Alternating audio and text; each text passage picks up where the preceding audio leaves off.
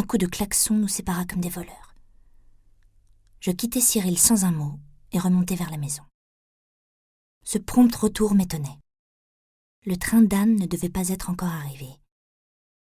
Je la trouvai néanmoins sur la terrasse, comme elle descendait de sa propre voiture. « C'est la maison de la Belle au bois dormant ?» dit-elle. « Que vous avez bronzé, Cécile. Ça me fait plaisir de vous voir. »« Moi aussi, dis-je. Mais vous arrivez de Paris ?»« J'ai préféré venir en voiture. D'ailleurs, je suis vannée. » Je la conduisis à sa chambre. J'ouvris la fenêtre dans l'espoir d'apercevoir le bateau de Cyril, mais il avait disparu. Anne s'était assise sur le lit. Je remarquai les petites ombres autour de ses yeux. « Cette ville-là est ravissante, » soupira-t-elle. « Où est le maître de maison ?»« Il est allé vous chercher à la gare avec Elsa. » J'avais posé sa valise sur une chaise, et en me retournant vers elle, je reçus un choc.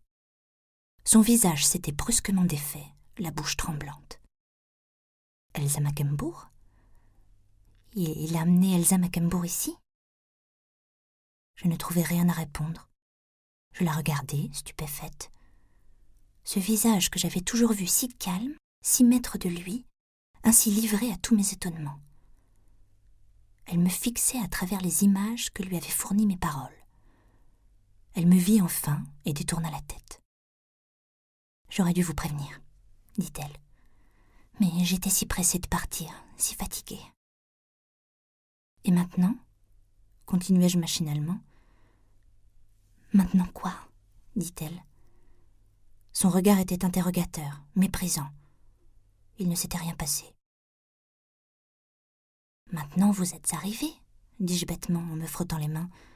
« Je suis très contente que vous soyez là, vous savez. Je vous attends en bas. Si vous voulez boire quelque chose, le bar est parfait. » Je sortis en bafouillant et descendis l'escalier dans une grande confusion de pensées.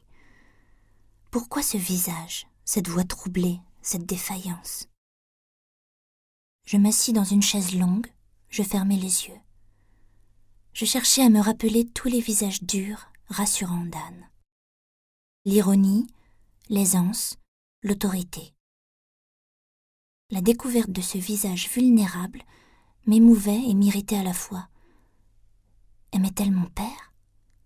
Était-il possible qu'elle l'aimât ? Rien en lui ne correspondait à ses goûts. Il était faible, léger, veule parfois. Mais peut-être était-ce seulement la fatigue du voyage, l'indignation morale ? Je passai 1 heure à faire des hypothèses.